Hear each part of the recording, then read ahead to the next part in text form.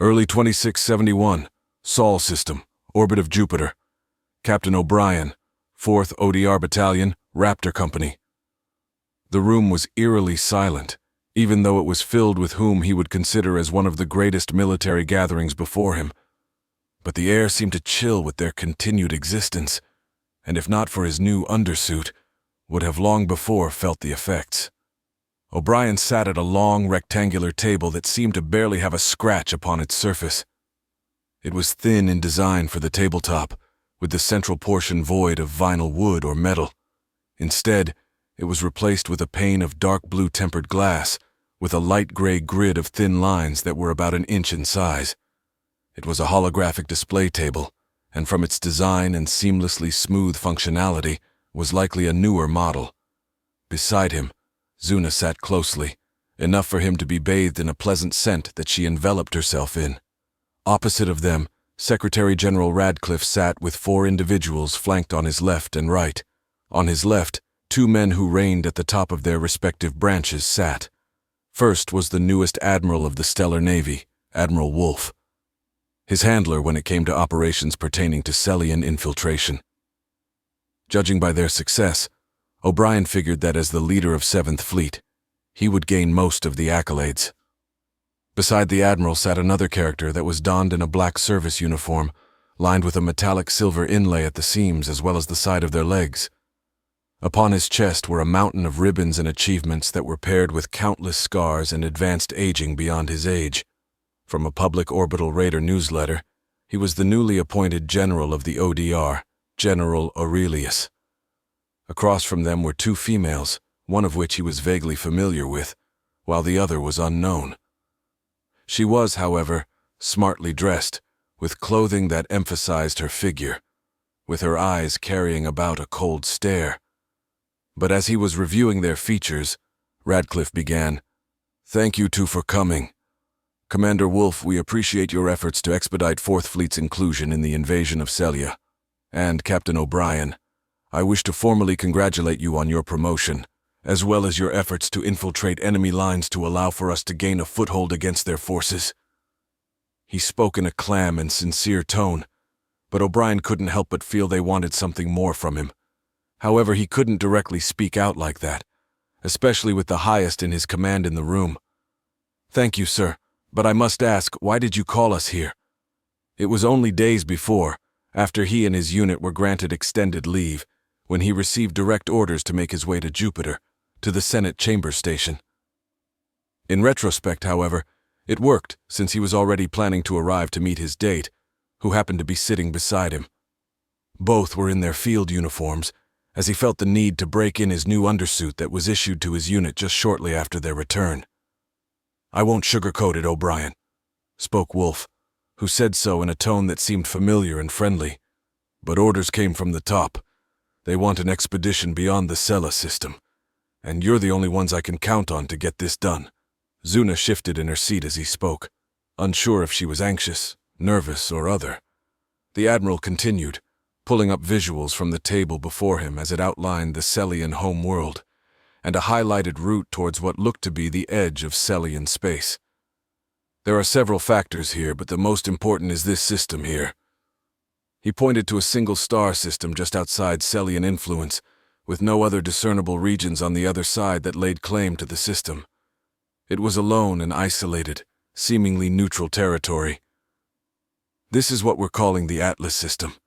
The Celians didn't have a name for it, simply dubbing it a bridge system." Having returned from her analytical gaze, Zuna had already seemed to understand their mission and spoke on their behalf to expedite the briefing. "If I'm not mistaken," she began, "then you want us to patrol through these systems, clearing the way of potential threats before we reach Atlas.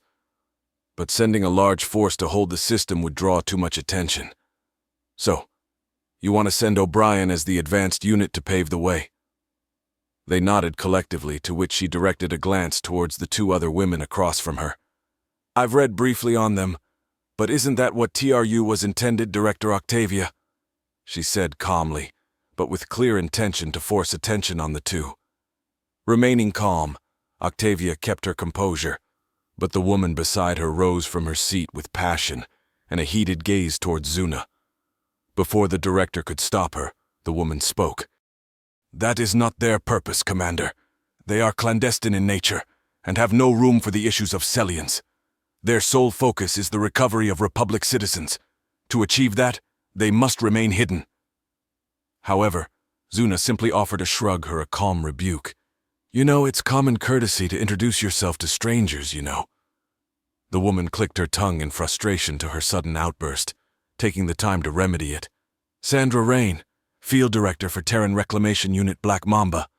Since you already seem to know about us, I don't recall having heard your introduction." Meeting her sudden yet frail attempt of a challenge, Zuna spoke.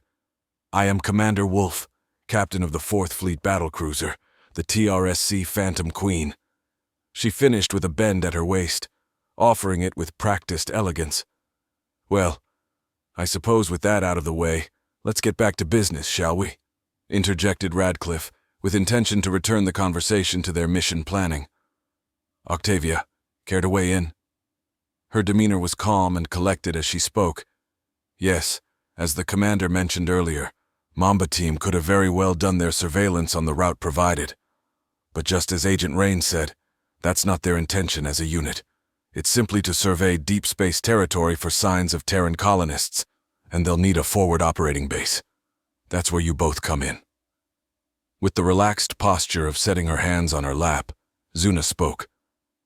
"To act as support, I take it?" Octavia nodded with a small grin. "That's right.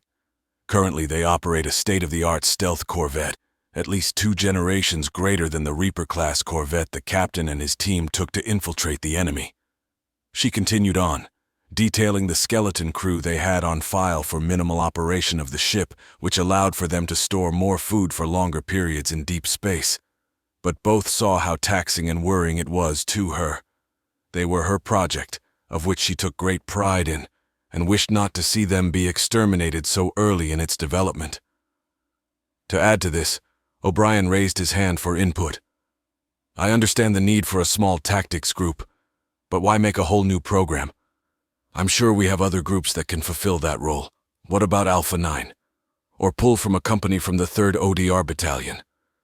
To which she shook her head negatively at each suggestion. "What I need is a small cohesive squad, who are young enough to mold and make the program their own. Don't worry. I pulled a small group from the Raiders, as they showed exceptional potential, and were new joins, even after their participation during the Battle of Artray." O'Brien then resigned himself to her explanation, finding it tiresome to think about, but before her could properly end it, inquired about their mission. "If it's like what Commander Wolf said, what's the goal here? And what am I looking at?" he said, directing his gaze to the numerous systems he was bound to come across. As it directly affected the lives of his men, he deserved to know so that he could plan ahead. "You'll go as Counselor Yorla's liaison," informed General Aurelius, who had until now kept quiet. He spoke with a stern tone that commanded authority and respect, of which he was given. Since the war's end, the main infantry element of the former War Council were each left to their own devices, and as you guessed it, laid claim to the systems they were home to. The Counselor has request of us to assess the situation and report if a partnership can be salvaged. If not, we're to take out their leaders so that those loyal to the new Council can rein them in. Listening to his plan, it was made out to be another destabilization plot, of which he wasn't too familiar with, but knew of them well. O'Brien agreed to the mission with a simple nod. "I'll get it done, sir." Aurelius responded with a shallow nod himself, before ending his need to speak further. Wolf was next to speak, this time switching the visuals to a small fleet that he deduced was selected to be his escort for this journey. "You already know of it, but plans are to utilize the same command corvette as last time, the TRSC Reaper's approach. As your ordnance support, we'll be authorizing a Lancelot-class destroyer, the TRSC Tragic Vengeance. It's similar in tech to the Reaper, but it'll show up as a light frigate at worst." He then transitioned to the specifications of the ship, noting its role as their fire support. "It's perfect for strikes against unsuspecting targets, and by the time they locate its last known location, it'll be gone. But if you need a larger force, then you can call upon the rest of the expeditionary unit," explained Wolf, as he showed the larger force that would hang back one system behind them, ready to jump for assistance. However, O'Brien sensed some form of restrictions upon him. Given their relationship to the Sellians who allied with them, he believed that his rules of engagements would be significantly imposed. Regarding this, Radcliffe spoke. "Our hands are tied for the moment, and Councillor Yorla has made it apparent she wants minimum damage as possible. But given the nature of these things, we assured her that negotiations will not always pan out, so you are authorized lethal force in the event of broken negotiations. These regions are highly contested, so move through as if it's an active weapon engagement zone. We can't afford to lose you, Captain." With that, Radcliffe ended the briefing, rising from his seat before issuing a final word to Zuna and O'Brien. "Be aware, unload for movement will be approximately 1 month from now, so spend this time wisely. Further details will be issued soon, so be sure to pass it to your subordinates." They rendered a salute as he left the room, with each high-ranking individual filing out one after the other, eventually leaving the two alone in the room. Unsure what to do with their newfound time, Zuna addressed O'Brien. "Well, I didn't think we're going to be deployed so soon, and without a rotation in mind either." To which he jokingly scoffed.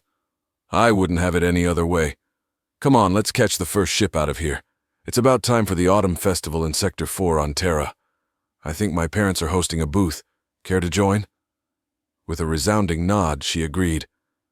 "Beats being on this station.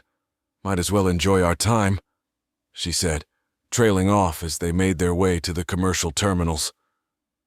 Because of their active duty status, they were given head-of-the-line privileges, where after some time would eventually take the first ship to Terra, home of the Republic.